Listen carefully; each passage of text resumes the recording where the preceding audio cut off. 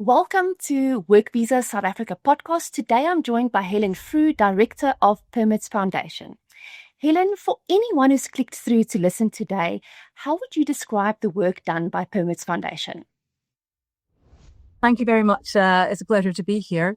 Well, if I could start with one of the biggest problems I think that employers face when they want to move needed talent from one country to another. It's the fact that the accompanying partner or spouse is not permitted to work in the host country. So you have highly skilled dual career couples who often choose not to go to the host country because of this. And that's where Permits Foundation comes in. So we are a not-for-profit corporate initiative. And what we do is we carry out advocacy at government level. And we focus on trying to change legislation so that the accompanying spouse or partner is permitted to work when in the host country. And we're focusing on the accompanying spouse or partner of highly skilled international employees. So it's the skills that are needed. In South Africa, I would say we're looking at intercompany transfers, critical skills, visa holders. And we are reflecting the needs of our network. So as I mentioned, we are a corporate initiative. So we have support from over 40 international companies, other organizations. We reflect their needs. We're based in the Netherlands, but we work internationally. So our outreach is global. We're a small team with a big outreach. Sure. And then in terms of that, this move on work access for partners, what are the trends showing? Is it becoming more and more relevant? What do you see on your side? Definitely. So Permits Foundation, we're a corporate initiative. We're actually founded out of necessity. So we were founded back in 2001. And at that time, you would have a handful of countries which did have this direct work access permission for accompanying partners and spouses. And just to be clear, when I say direct work access, it's just that the spouse or partner can work upon their recognition of family member status. So they have the assurance pre-move that when they land in the host country, they have permission to work. They're not guaranteed a job, but they have the permission to work. And they could work ideally for any employer. So when we first started, there were a handful of countries that did allow for this. And in the last 2 decades, we had seen a real shift in the trend. More and more countries are legislating to allow accompanying partners to work. So we're looking now at over 40 countries. And actually, Permits Foundation, on our website, we have a map which shows exactly which countries do allow direct work access, or where there might be conditions where there isn't direct work access. So as mentioned, we're doing this because it helps the movement of talent, and it helps to attract the categories of international employees that employers want, that governments want, to perhaps fill demographic and skills needs. So maybe one way that I can illustrate that and looking at the data is looking at it from different perspectives. So we've looked at it from a sort of global perspective and the trend. But if you also look at some of the stats that we have found from our own surveys, when we have surveyed partners and we have surveyed employers. So when you look at the sort of the human story of the partner story, what we really want to avoid is a situation where you have the partner who lands in the country and realizes that they can't work. They didn't know this and they're a bit stuck. And then you often have assignment failure or refusal. And also the impact is wider than that. So the stats show that, looking internationally, the international dual career couples, mostly the partner is employed pre-move. Over 90% of cases of the highly skilled partners are employed. And that number drops to below 50 when they land in a host country. So that's obviously there is something going on there with countries where there's no work permission. And then when we carried out our survey, we asked the partners, were you considering leaving the country purely down to the fact that you were unable to work? At the time of asking, 26% said yes. So you can see the thinking of the partner. And those who couldn't work, 56% of them said that it was actually negatively impacting their well-being and their mental health. So it's really having a toll on the families. Mm-hmm. And then if you look at it from the employer's needs and the skills needs, employers really need to move people, attract and retain people, because it's part of what contributes to corporate culture. It sort of helps with the understanding of global markets. It helps with leadership training and transfer of knowledge, of course. And that's why in our surveys, 98% of employers says that when a country allows the partner to work, then it really becomes a much more attractive destination. And it was very, very important for their companies to be able to move internationally. And they need to be able to move people with agility and have that assurance pre-move. So what employers told us was actually over 40% of employers told us that they had experienced assignment refusals or early returns, again, purely down to the issue of whether the partner was able to access work. So you can see from this, the data from all the different perspectives shows that this is something that a legislative change that could be beneficial for the host country, the employers, and the international families. Yeah, those are some extremely compelling statistics. It really becomes, you can't ignore those kind of statistics. It really shows that this is extremely necessary. You mentioned your world map. So when I look at that world map, we can see South Africa is on there as a priority. Perhaps we can zoom in a bit on South Africa and what makes South Africa so important for you as a country to focus on. Yeah, absolutely. So at present in South Africa, there is no direct work access for the accompanying partners and spouses. And the categories that are particularly interesting to our network, the critical skills and the intra-company transferees. So they would have to give up family member status, seek permission to work. So Permits Foundation, we always ask every year, we ask our network, our sponsor network, our wider network, which countries would you really like to see legislative change? Where would it be most welcomed? And we end up with around 5 or 6 countries that the top destinations. So along with the very large business hubs that you have, you can imagine you have China, India, the US, Singapore, Japan actually is more recently has been a country of interest. You often, in fact, in the last 5-6 years, South Africa has been there in the top 6. So it's really important. It's being expressed to us that from our network that change would be very welcome. And it's not a surprise, really, because a large number of our sponsors operate in South Africa. So I can say that this would really be a welcome change. Oh, fantastic.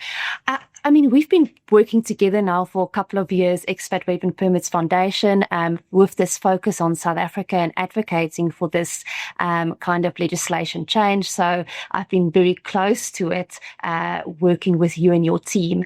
And we also, in partnership with yourselves, had added this additional question to the survey that we run from our side, which is the critical skills survey, where we ask business in South Africa, which skills do they struggle the most to attract to South Africa, and whether recruiting from abroad helps them to find those skills. And it was quite interesting for me that when, after we spoke and we added that question to our survey, asking South African businesses what is their feeling around direct access to work for partners, our stats also showed the overwhelming numbers that you're talking about.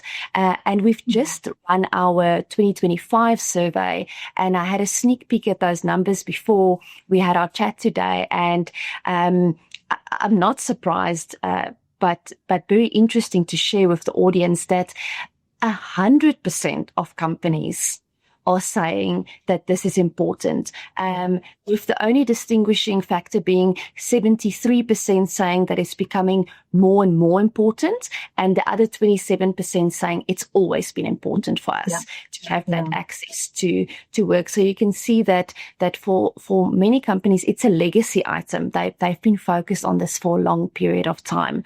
And then for others, it's really rising to the surface now, and becoming important for them to be able to attract that talent. That industry is incredible. Yeah. Yeah, it's really great data. And then another data point that we have additional this year is 62% of participants said that their spouses would be interested in virtual work, which is, of course, something that's been newly added to South Africa's legislation, is the remote work visa that came into effect, well, exactly a year ago now, October 2024. And we're hoping to see some sort of relief in terms of the remote work visa to give that access to some spouses. What are your views around that? Yeah, I think that is really interesting. In fact, in our survey, I think it was around about 60% of employers had said they'd been asked by their staff if it was possible for the accompanying spouse or partner to work. And I think that just goes to show the desire that there needs to be a solution to this. So the people who aren't able to work, is there an alternative way for them to find work? If there is no permission, maybe accompanying spouses of ICTs and critical skills, is there another way that the partner might be able to work? And that might be a solution in the short term, perhaps longer term as well. Yeah, absolutely. Then I think let's zoom in on South Africa further. I think South Africa has some very unique challenges, which I think has held back legislation like this before. And I'd be interested to hear your views on it. South Africa has an extremely high unemployment rate, which definitely puts pressure on government and policy and legislation in terms of allowing more work access for foreigners. And you must see the same in other countries as well, where there's these push factors that make it hard to motivate change. Your input there on? Yeah, and I absolutely understand it. I mean, from Permit's perspective, the way that we operate is collaborative. And we bring policy solutions which should be beneficial to not just employers, not just families, but the host country and everybody in the host country. And that's why we really do believe this is something that will help. I think if you look at the profile of the accompanying spouse, that kind of can start to answer that question. Particularly the fact they're small in numbers. So if we're talking about ICTs, usually in a country it's a few hundred, but they're really needed by the employers or the companies to help transfer the skills and knowledge, which then helps economic growth, maybe investment. So small in numbers. And predominantly the accompanying spouse or partner, and often it's female, but 3/4 of the case are female. They are highly skilled. So from our survey, over 88% had a bachelor's degree or higher. So already you're not competing with the whole labour market. It's becoming much more specific. And then if you look at the skill sets of the accompanying partner, they're actually the skill sets that are needed where there are gaps, where perhaps the government looks outside to bring in more foreign workers. Perhaps the talent is already in country. So from our survey, the spouses had IT skills, foreign language speakers, engineering, a number of areas which are needed already. So it could be more efficient to utilise the people in country who really want to contribute.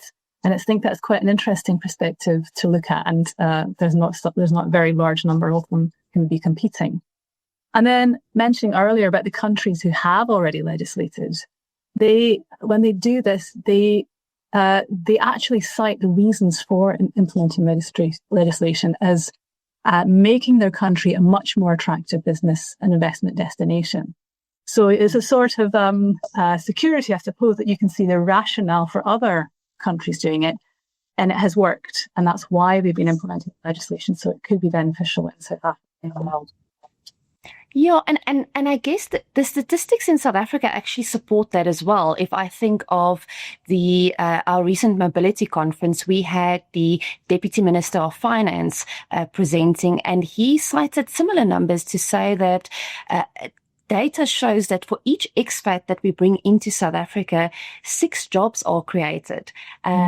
So for every skilled expat, it's not taking away jobs from South Africa, and it's actually creating some lower skilled and unskilled jobs.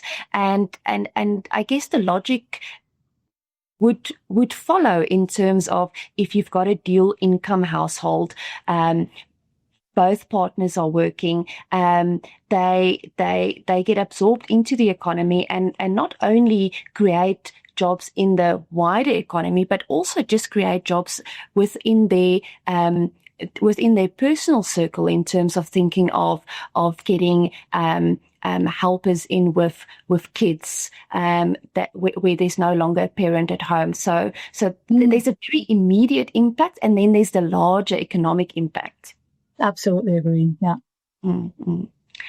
In terms of South Africa and the South African landscape, we've recently had a new minister appointed to the Department of Home Affairs. It's been about just over a year now. Lots of changes in terms of our immigration legislation. So I think it's also probably the timing couldn't be better in terms of advocating for this kind of change, since the department is already looking at a number of changes. Yeah, I mean, it's extremely promising. That in the Work Act, even that it's being considered. And I think that what we'd really like is for employers to show that this will be welcome. I think that's the sort of what we both want, is from our perspective and from Expat. I think we would recommend that.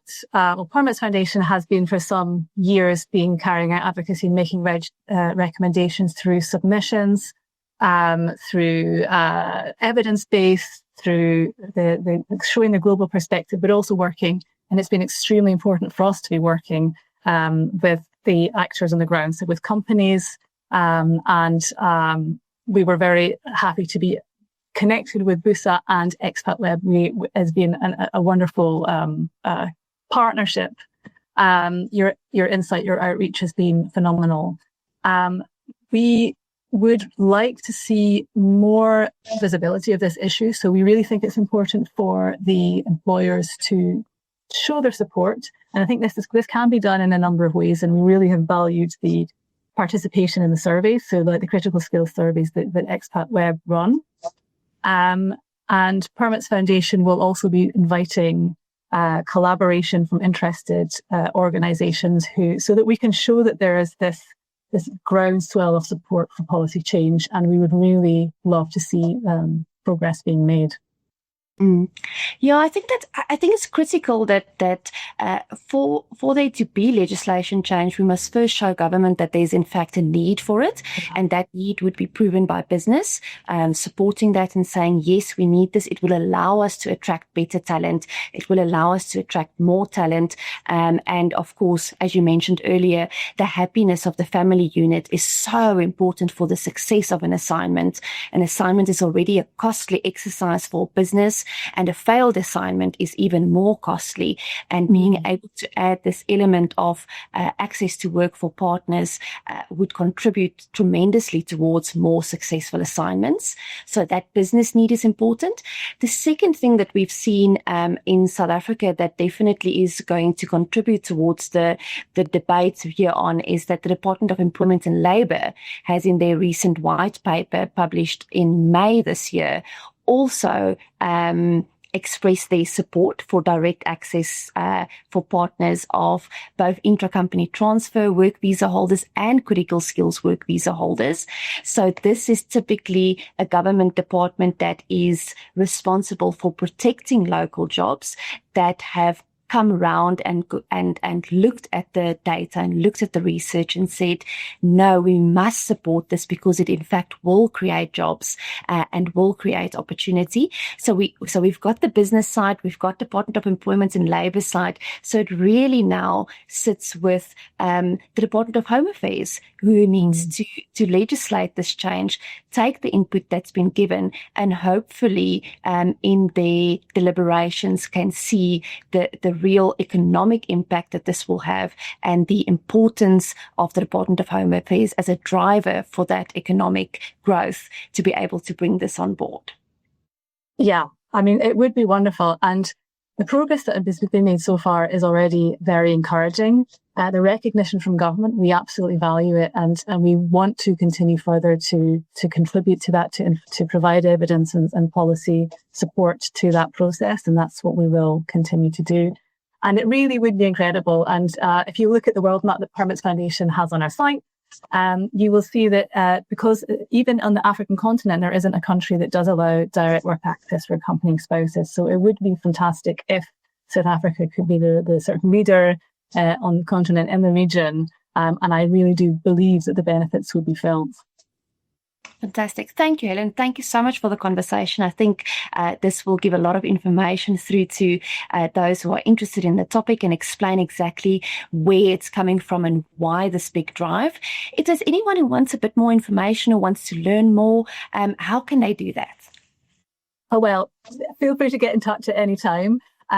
We have a fantastic website, as I mentioned, which does have a lot of data. It has our contact details on there. It also has the world map at what we're doing in South Africa, so you can kind of keep track there. We will be revamping our website, so it's going to be even better in the coming weeks. So you can look forward to that and more information, understanding of the value of partner work access. Permanence Foundation runs meetings, webinars. We have one coming up in Paris next week. Marisa, you will be speaking there. And we think it's a fantastic way. It's very important that we have forums for employers to share their concerns, but also their best practice experiences and how they are supporting partners. And we can shine a light on certain countries, and we certainly will be talking about South Africa there. So we as Permanence Foundation want to continue to be this sort of forum for employers who want to work together on this issue, who have the shared value.